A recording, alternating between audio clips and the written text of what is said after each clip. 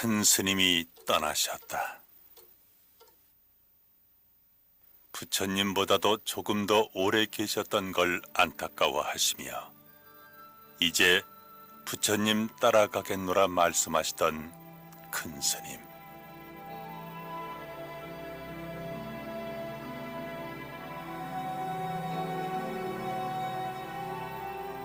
스님은 살아생전 부처님처럼 살지 못한 것을 늘 부끄러워하셨다. 큰 스님 입적 소식에 사람들 발길이 이어졌다. 2, 3일이 지나도록 큰 스님 떠나신 걸 실감하지 못하는 것은 상좌 스님들이었다.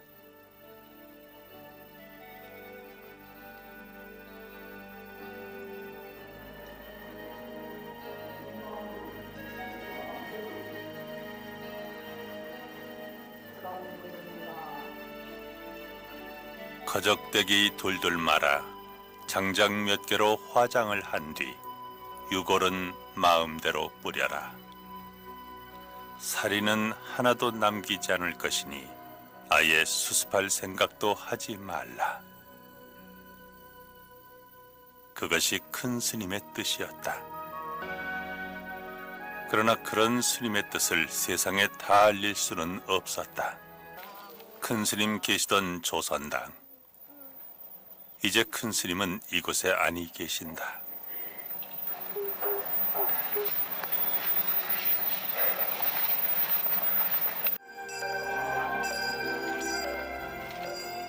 조선당의 문은 항상 열려 있었다.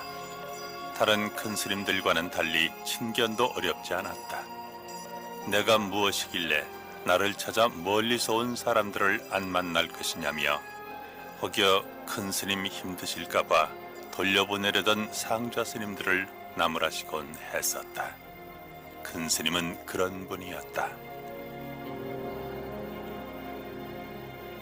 하루 한 끼 공양과 장좌 불화로 혹독한 톡을 수행으로 세상은 큰 스님을 바라보지만 곁사람들은 참다운 삶을 살다간 큰 스님을 먼저 생각한다.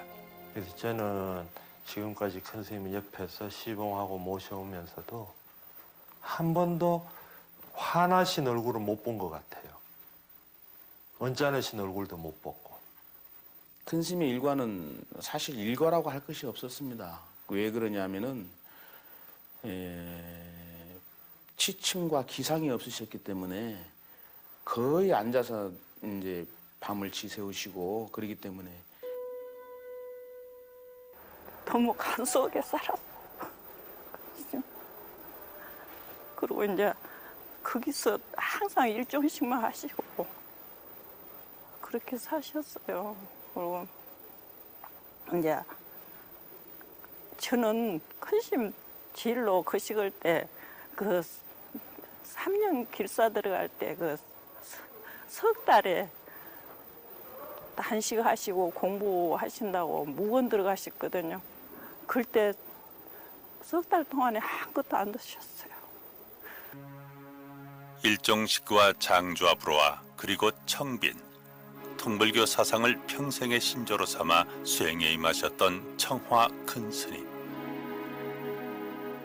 누가 절을 하면 같이 맞절을 하고 꼭 존대하시고 제자들에게도 항상 자네 수좌 이랬는가 저랬는가 하셨지 평생 화 한 번 안 내셨다는 스님. 삼불경 보살 그 모습 그대로 살다 가신 스님이 오늘 우리 곁을 떠나신다.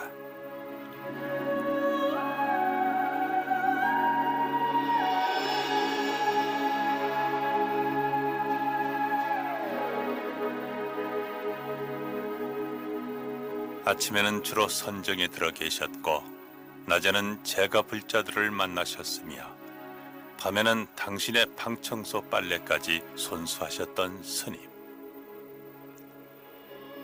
큰 스님은 우리 곁에 왔던 부처가 아니셨을까?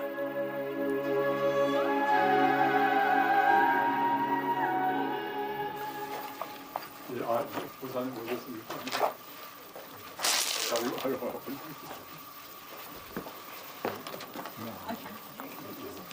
잘 계셨습니까? 아유, 그냥 일어나세요. 일 1923년 큰 스님은 이곳에 속인 강호성이란 이름으로 오신다. 아홉칸 가옥에 농토가 많은 분홍 집안이었으며 이남 삼녀 중 차남으로 태어난 큰 스님은 속가 시절에도 스스로에게 엄정한 분이셨다. 남녀간에 사람이면 참 훌륭한 사람이다. 아, 저 사람이 무엇이 될까 했는데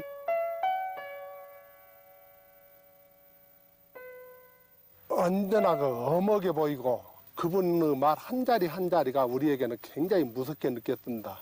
심지어는 그분이 공부를 하실 때는 우리들이 숨소리 하나, 큰 소리 하나 못 칠 정도로 이렇게 떠들지도 못하고, 예, 어렸을 때도 내나 그분은 틈이 없어요.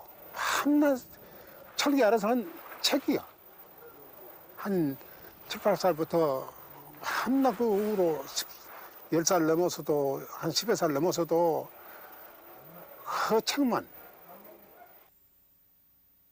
광주 사범을 졸업하고 일본 유학까지 했던 속인 강호성. 평소 동양 철학에 깊이 심취했던 그가 출가를 결심했던 건 1947년. 당시 24세였던 그는 백양사 운문암으로 향하게 된다. 집안의 육촌 동생이 절에 있으면서 공부하기 좋은 곳이 있다고 해 그 즉시 따라 나선 길이었다. 그러나 이곳에서 속인 강호성은 미련 없이 속세를 등지게 된다.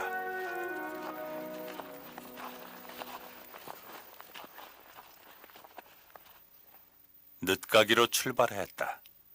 그러나 망설임이 없었던 것은 바로 금타 스님을 알게 됐기 때문이다. 실로 그 어른은 진리의 불덩어리로만 보였다. 당시 금타 스님은 세상을 떠난 뒤였지만 방벽에 붙어있던 순응엄 삼매도와 보리방편문을 보는 순간 그동안 여러 책을 섭렵하면서도 풀리지 않던 문제들이 조금도 어긋남 없이 풀렸던 것이다.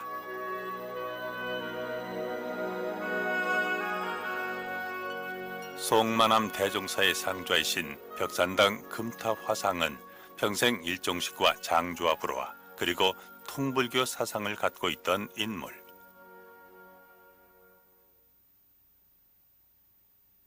그러면서도 우주의 본질과 형량이라는 논문을 발표할 만큼 불교 우주론과 현대 물리학의 조예가 깊었던 스승이셨다.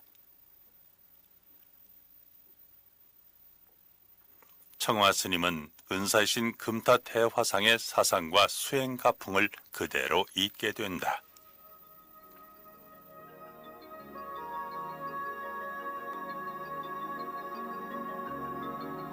금타 스님의 생각을 현대 물리학이 뒤늦게 증명해 줄 때 참선 공부는 더욱 깊어갔고 스님은 깨달은 바대로 부처님 법대로만 살고자 했다. 그러나 6.25 동란이 일어나면서 스님은 잠시 고향으로 돌아오게 된다. 때는 1952년. 스님은 극심한 혼란 속에서도 고향 무안에 지금의 망운중학교인 고등공립학교를 세운다. 영어에 좀 취미가 있었어요. 상당히 이제 수학도 취미가 있었지만은 그래가지고 사실은 이 배우려고 애쓴 사람들이 그렇게 많이 따랐어요. 교육의 선각자였던 이런 자취는 그 뒤 스님이 불교 교학에도 왜 힘썼는지를 말해주는 대목이다.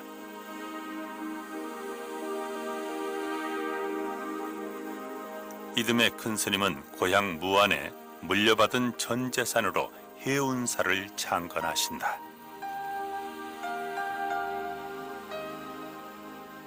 무안에 해운사, 그거 말하자면 그 큰 스님께서 직접 창건하신 것이에요.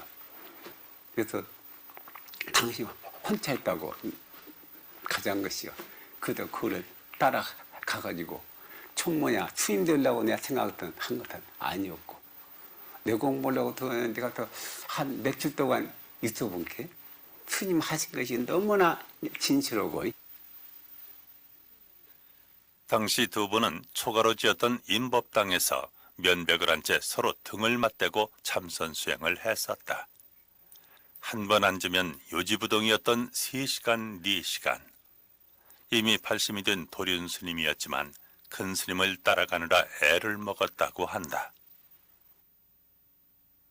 그거는 그 철저한 맞아요. 그 법답게 살아야 된다는 것이요.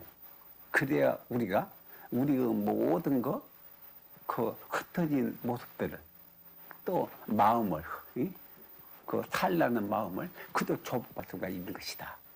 그래도 법답이 우리가 해놓고 안 되네 해야지. 과거 부처님께서 다 고연하는 걸 다 적용했는데 우리는 뭐이라고? 응? 열반하시기 일주일 전에도 사흘간이나 머무셨다는 해운사. 꼭 50년 전 이 절을 짓느라 스님은 매화도라는 섬까지 빚을러 들어 다녔었다. 그러나 큰 스님은 그것마저도 수행으로 생각하셨다고 하는데 그것을 그때부터 이제 탁발을 시작했지 맞죠. 탁발한 뒤 누구한테 또 피하느냐? 우리 그 큰 스님께서 항상 말씀한 것이 무소유에게 탁발을 뭐냐 해야 된다는 것이요. 또 이제 고향에 가서 할 용기가 있어야 된다는 것이요. 고향 해운사에서의 탁발 수행은 그렇게 4, 5년간 계속됐다. 그 뒤 큰 스님은 두륜산으로 향한다. 때마침 비어있던 진부람은 고려 초에 세워져 초이선사, 만해스님, 범해스님도 오래 계셨던 절. 그러나 거기엔 절터만 남아있을 뿐이었다.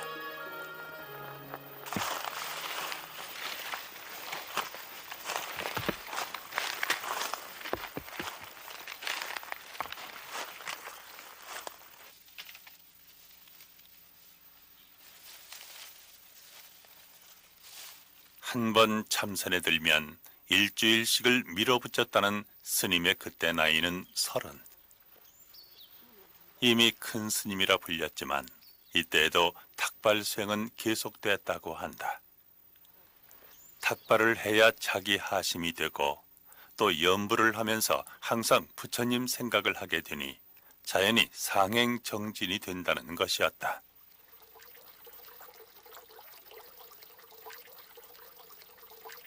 선생님께서 가시는 곳마다 연못을 많이 만드셨습니다. 그것은 왜서 그랬냐면은 그 터에 화를 누른다고 해가지고 화는 보면은 불이기 때문에 물이 있어야 그 화를 누른다 해가지고 연못을 하셨는데 지금 같으면은 뭐 연못 만들기가 쉬웠겠지요. 포크레인을 하니까.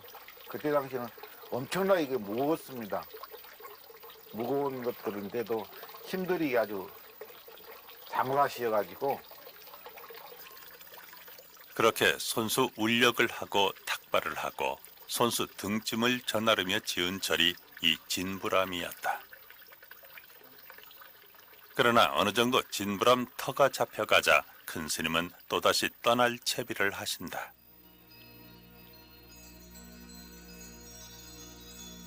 한 곳에 오래 머물면 생긴다는 집착을 떨치기 위해서다.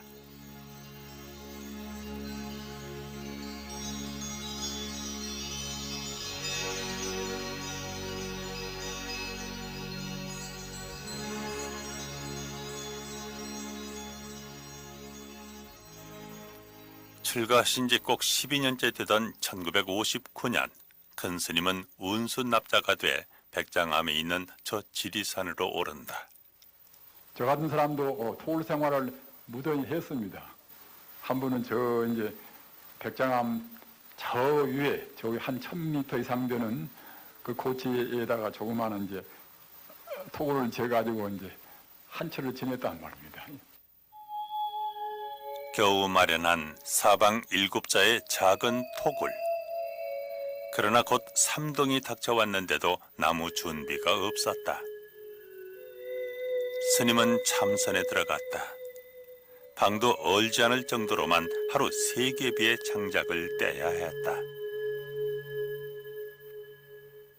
거기서 아주 그 죽도록까지 이제 마음을 못 통으면 안 나오려고 그래서 이제 집으로 안 입어서 굴피라 참나무 껍데기로 이제 이었단 말이에요. 참나무 껍데기는 천년만년 간다는 것입니다. 그 참나무 껍데기 이제 적어서 그래서 촘촘히 이기를 못했단 말입니다. 그런데 마치 비가 억수로 왔어요, 비가. 그래 구멍으로 갔다가 이제 비가 샌단 말입니다. 우산도 없고 막을 길이 없단 말입니다. 그래서 그 밑에서 방바닥에 물은 벙벙하고 나무 토막을 놓고서 그 위에서 이제 앉아가서 물을 퍼내가지고서 이제 그 비를 봐왔단 말입니다. 그렇게 고통스럽기만한 수행을 뭐더라 그렇게 하셨냐고. 그러니까 웃으시면서 내가 세소로 나가면은 새들이 여기도 앉고 여기에도 앉고 여기도 앉고 머리에도 앉고 내가 또 옮기면 그리 떠나다닌답니다.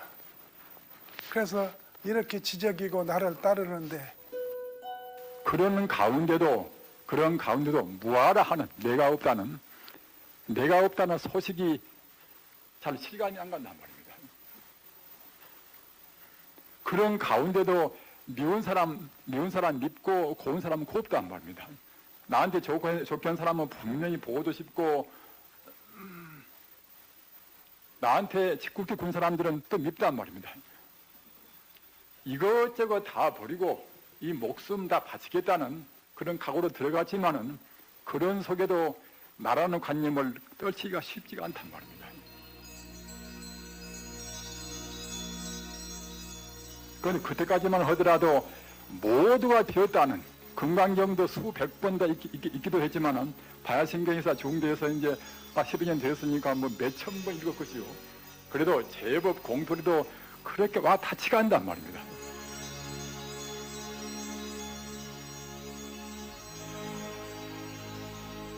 이 시대의 성자의 삶으로 우리 곁에 오셨던 청와대종사. 이렇게 더불어서 동기가 되어서 모든 가능성이 들어있는 영생불멸은 고향 자리로 일로 매진하시기를 간절히 빌어마지 않습니다. 청와대종사 첫 수행처이자 고향 성지인 무안해운사에 수행, 연불, 명상 기도 도량으로 새롭게 세워질 청와대종사 성역화 불사를 진행합니다. 해운사 경내의 청와대종사 기념관과 명상관, 중각과 정중당 등 창건 이후 최대 불사를 추진합니다. 일생을 청빈한 수행자의 모습으로 사부대중의 존경을 받았던 청와대종사. 청와대종사의 법향이 온 도량에 퍼질 수 있도록 청와대종사 성역화 불사 원만 성취를 위한 대웅전 천불봉안 불사에 불자님들의 많은 관심과 동참 바랍니다.